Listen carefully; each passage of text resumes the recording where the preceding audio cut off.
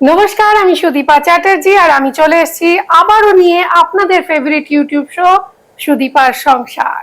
সুদীপার সংসার 7 দিন রং তার ভরে যাবে তোমাদের মনে। আজকে নিয়ে এসেছি পাবদার একটা দুর্দান্ত রেসিপি, যেটা না, পাবদা এমন একটা মাছ যে মাছটা দেখবেন সব সময় বাঙালির জীবনে দরকার পড়ে, এবং মোটামুটি দেশি পাবদাগুলো আমার খুব ব্যক্তিগতভাবে দেশি পাবদা ভাল লাগে, যেগুলো একটু ছোট ছোট। এবং দেশি পাবদার স্পেশালিটি হচ্ছে এই যে এখানে দেখবেন কালো একটা করে টিপের মতো পরানো রয়েছে কানকোর ঠিক নিচটাতে। তো এই দেশি পাবদা কিনে নিয়ে এসেছি, এই দিয়ে তৈরি হবে আজকে দই পাবদা। প্রথমেই যেটা করব সেটা হচ্ছে পাবদা মাছগুলো আমি চাই এটা একটুখানি হোয়াইটিশ বাসন্তী বাসন্তী রং হোক। তো আমি দিলাম নুন, আর এর মধ্যে খুব সামান্য, বাঙালিদের মাছের মধ্যে না হলুদ না খেলে চলে না, এই একটু হলুদ। মোবাইলটা আবার এখানে কে রাখলো? হয়, বাড়িতে শুটিং করলে হয়। আচ্ছা, এবার যেটা করব, এটা আমি মাখাচ্ছি, মাখিয়ে মাখিয়ে ছাড়বো, কিন্তু মনে রাখতে হবে এই রান্নাটা কিন্তু সাদা তেলে হবে। So I will add some vegetable oil, it can be sunflower oil, it can be soybean oil, whatever, যেটা আপনার ভালো লাগে। সাদা তেল বেশ খানিকটা। দই কাতলাও করতে পারেন একইভাবে। দই কাতলা, দই পাবদা এগুলো না একটুখানি রিচ হয়। আমি চেষ্টা করছি যতটা সম্ভব লাইট করা যেতে পারে। আচ্ছা, এই তেলটা গরম হচ্ছে যতক্ষণে, আমি এটাকে আরেকটা জিনিস দেব এর মধ্যে। এটার মধ্যে আমি একটুখানি নাটমেগ জায়ফল একটু গুঁড়ো করে দেব।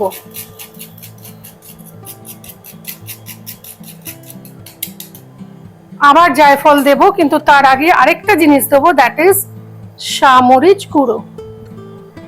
এটা একটা শাহি টেস্ট হয়। তো আমি মাছগুলোতে এগুলো মশলাটা মাখিয়ে নিচ্ছি দুদিকেই ভালো করে। এরকম একটা খুন্তি নেবেন, তার উপর মাছটাকে রাখবেন এরকম শুইয়ে, ঠিক আছে? এক হাতে ঢাল নেবেন। আর মাছ আপনারা একটা জিনিস খেয়াল রাখবেন, যারা নতুন রান্না করছেন আমার মতো নভিস, তাদের জন্য বলছি যে মাছ কিন্তু যত জোরে আপনি তেলের মধ্যে ছাড়বেন, এরকম ঝপাং করে দিলে ও ঠিক ততগুণই আপনার কাছে ফিরিয়ে দেবে তেল। সুতরাং যতটা সম্ভব ক্লোজলি ছাড়া যায়। আস্তে করে দিলাম। আচ্ছা, এইবার আস্তে করে নিজের চেহারা বাঁচিয়ে। আচ্ছা, অনেকে তেলের মধ্যে মাছ দেওয়ার পরে সঙ্গে সঙ্গেই মাছটাকে ওলট পালট শুরু করে দেন, সেটা করবেন না, ওকে একটু সেটেল হতে সময় দিতে হয়। যেই মাছ দেবেন, দুটো মাছ দেওয়ার পর খেয়াল রাখবেন টেম্পারেচারটা, যখন আমরা ইন্ডাকশনে রান্না করি তখনও, এবং যখন এমনি রান্না করি গ্যাস ওভেনে তখনও একটাই সমস্যা, সেটা হচ্ছে তেলের টেম্পারেচার হু হু করে কমতে শুরু করে। তাই দুটো মাছ দেওয়ার পর একটু অপেক্ষা করবেন, তারপর বাকি মাছগুলো দেবেন, যাতে টেম্পারেচারটা ঠিক থাকে। আচ্ছা, মাছের একটা দিক হয়ে গেলে উল্টে এটাকে ভেজে তুলে নেব। আচ্ছা, তেলের মধ্যে ফোড়নটাই আসল কথা, কেননা ফোড়নের ওপর গন্ধটা ডিপেন্ড করে। আমরা প্রথমেই দেব এই যে দুটো ছোট এলাচ ফাটিয়ে দিলাম, একটা দারচিনি আর একটা তেজপাতা। এর মধ্যে আমি একটা জিনিস করে নেবো, সেটা হচ্ছে দুটো তিনটে শুকনো লঙ্কা এমনি ভেজে একটু তুলে নিই। কোথায় গেল? এটা দিয়ে আমরা গার্নিশিং করব। ওকে,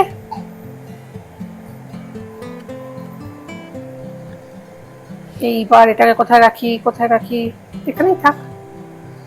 এইবার আমরা দেব একটু তেলের ওপর, এটা কিন্তু বেশিক্ষণ পোড়ালে হবে না, তেতো হয়ে যাবে, একটু জায়ফল গুঁড়ো। এটা জয়িত্রী না দিলেও চলে। এবার আঁচটা কমিয়ে দিয়ে একটু পেঁয়াজ বাটা,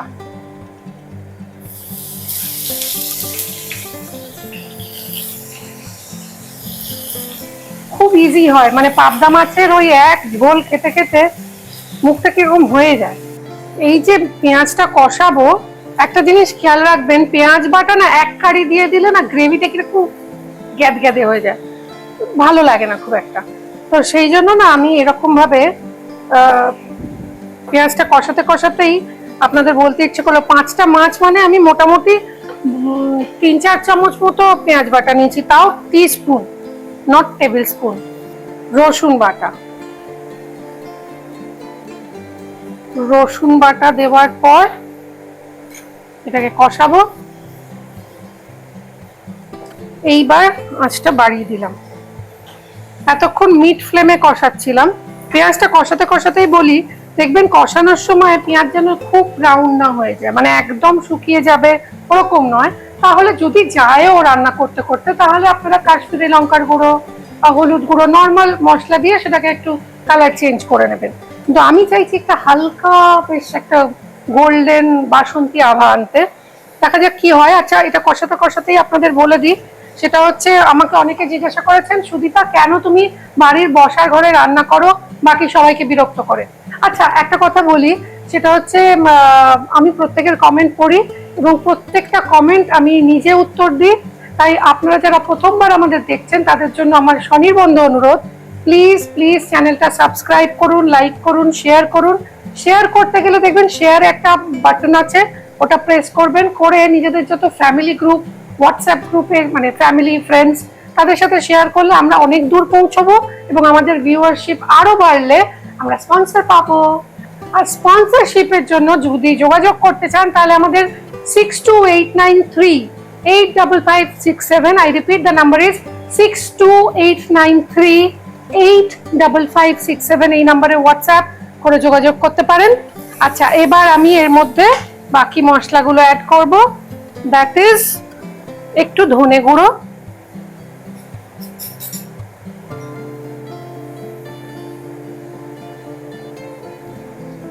ধনে গুঁড়োটা বেশি আর জিরে গুঁড়োটা কম, এটা খেয়াল রাখবেন। এইবার একটু একটু করে আমি জল, গরম জল আপনারা জানেন। আচ্ছা, এই জলের জাগটা কাদের কাদের চাই? অনেকে আমাকে লিখেছেন, সুদীপা কোত্থেকে কিনেছো? যারা ভারতবর্ষের মধ্যে রয়েছেন এবং এই জাগটা চাইছেন, এক্স্যাক্টলি সেম ডিজাইন হবে না বাট সুন্দর হবে, আমাকে হোয়াটসঅ্যাপে জানান ওই একই নাম্বারে 6289385567-এ, আমি পাঠিয়ে দেবো। That will be a gift from my side. যেটা করতে হবে সেটা হচ্ছে আপনাদের 5টা গ্রুপে, 5টা হোয়াটসঅ্যাপ গ্রুপে আজকের এই ভিডিও শেয়ার করতে হবে। তার প্রমাণস্বরূপ সেই স্ক্রিনশটটা আমাদের দিলেই আমরা আপনাদের বাড়িতে এই সুন্দর জাগ পাঠিয়ে দেবো। সিম্পল, আপনাকেও লজ্জা পেতে হবে না। আমার খুব ভালো লাগে লোককে কিছু না কিছু দিতে, গিফট করতে, আর গিফট পেতেও ভালো লাগে। আচ্ছা, আমি নুন দিচ্ছি আন্দাজে, আন্দাজ মতো নুন, এবার একটু চিনি, এইবার চিনিটা অনেকে বলেন, অনেকে লিখছেন, মেসেজ পড়ছি আমি, স্পেশালি ওপার বাংলার মানুষজন, যে সুদীপা এত রান্নায় চিনি দাও কেন? অনেকে লিখেছেন এর আগে মুরগির পোলাও আপনাদের এত ভালো লেগেছে, যে মুরগির পোলাওয়ে চিনিটা কি না দিলেই নয়? আসলে রান্নার টেস্ট ব্যালেন্স করতে আমার একরকম টেস্ট বার্ড নিয়ে আমি জন্মেছি, আবার অন্যদের একটু অন্যরকম হয়, তাই এটা নিজের স্বাদ অনুযায়ী আমার ভালো লাগে তাই আমি দিচ্ছি। আপনি নিজের মতো অ্যাডিশন অল্টারেশন করে নিতে পারেন। এইবার একটা মজা হবে, আসল জিনিসটা তৈরি হবে, দ্যাট ইজ একদম কেটারারের মতো। টক দইটাকে ডাইরেক্টলি দেবেন না, আর টক দই অলওয়েজ সিজনিং করে দেবেন, ঠিক আছে? দই নিলাম, দইয়ের পর একটুখানি এটাকে, দই ডাইরেক্টলি দেবেন না, দইয়ের মধ্যে ময়দা 1 চামচ, এই 1 চামচ, তার মধ্যে আমি দেব একটু গোলাপ জল, 2 চামচ মতো গোলাপ জল। এবং যখনই দই ব্যবহার করবেন সিজনিং ছাড়া দেবেন না। আমি দইটা খাট্টাপান যেটা হয় না, ওটা একটুখানি কমিয়ে দিতে হয়। একটু চিনি দিলাম, একটুখানি জল দিয়ে ফেটাবো।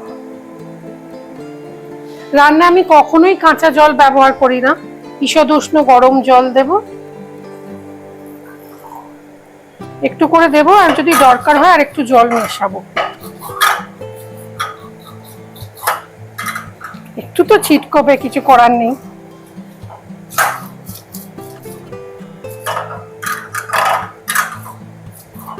এবার আমি যেহেতু জানি আমি লাস্টে একটু মাখন দেবো, এটা কেটারারদের মতো বানানোর জন্য, তাই জন্য ঘি দিয়ে কিছু রাখিনি। এবার এই দইয়ের ঘোলটা এর মধ্যে দিয়ে দেবো।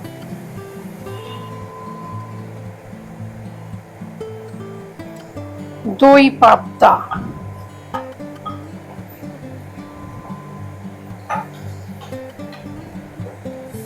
রান্না অলমোস্ট ডান। দই দিলে না, দইয়ের একটা, সব দইয়ের একরকম খাট্টাপন হয় না। আপনি মিষ্টির দোকান থেকে দই কিনলে দেখবেন সেটা একরকম, আবার যদি প্যাকেটজাত দই কেনেন সেটা আরেক রকম। তো এটা মোটামুটি রেডি। এবার কারণ মাছটা দিয়ে না আমি বেশি ঘাঁটাঘাঁটি করতে পারবো না, তাই এখনই এর মধ্যে চেখে দেখি। বাহ, গুড জব। এইবার এর মধ্যে আমি একটু মাখন দেব। আমি কেটারারের মতো বানাচ্ছি, বিয়ে বাড়ির মতো, আপনারা চাইলে কম দেবেন। I just love মাখন, I don't know why, but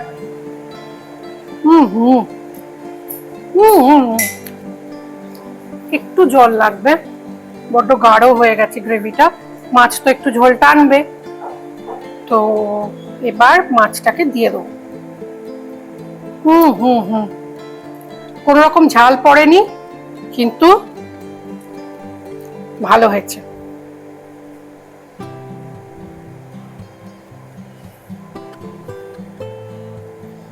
মাছগুলোকে হালকা ভাজা ছিল, এর মধ্যে দিলাম, দিয়ে একটু পজিশনিং করে দিই, সবাই যেন গ্রেভিটা পায়।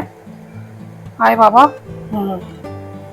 এটা আমার গ্রেভিটা একটু বেশি হয়েছে, বাট আপনারা চাইলে একটু কমও দিতে পারেন। এর ওপর আমি শুকনো লঙ্কাগুলো দিয়ে দেবো। দ্যাটস অল, রান্না ডান। সব হয়ে গেছে, এবার গরমা গরম সার্ভ করার পালা।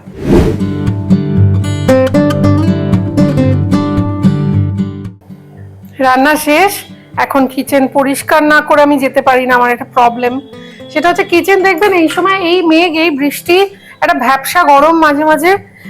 কিচেনে একটা জিনিস করতে পারেন, এই কিচেনে দেখবেন রান্না বান্না, স্পেশালি এই ধরনের শাহী রান্না করার পর একটা বেশ উগ্র গন্ধ থাকে। সেই গন্ধটাকে ঢাকতে একটা কাজ করুন, বাড়িতে যদি মাইক্রোওয়েভ ওভেন থাকে তাহলে মাইক্রোওয়েভ ওভেনে এরকম একটা কাঁচের বোল নেবেন, তার মধ্যে একটু জল, হাফ জল, আর তার মধ্যে একটু যে কোনো aroma oil, any kind of aroma oil দিতে পারেন। ল্যাভেন্ডার দিন, যেটা আপনার ভাল লাগে, lavender, it can be rosemary, whatever you like. এবং তার সঙ্গে যদি বাড়িতে একটুখানি ভ্যানিলা এসেন্স থাকে, ধরুন আপনার কাছে অ্যারোমা অয়েল নেই, এসেন্স আছে, পাইনাপেল এসেন্স, ভ্যানিলা এসেন্স, যেটা আছে যারা কেক বানান তাদের বাড়িতে থাকে, এবং যদি না থাকে তাহলে যে কোনো রকম অ্যারোমা অয়েল দিয়ে মাইক্রোওয়েভ ওভেনে একটু ঘুরিয়ে দিন, ভালো করে মিনিট 2 মতো। তারপর হালকা হাতে ওই বাটিটা নিয়ে এসে গ্যাস ওভেনের ওপর রেখে চলে যান। যখন আপনি আবার কিচেনে আসবেন বিকেলবেলা চায়ের জন্য, তখন দেখবেন একদম ফ্রেশ লাগছে। আমিও চলে আসবো আপনাদের জন্য একটা ফ্রেশ নতুন এপিসোড নিয়ে। ততক্ষণ ভালো থাকুন, নমস্কার।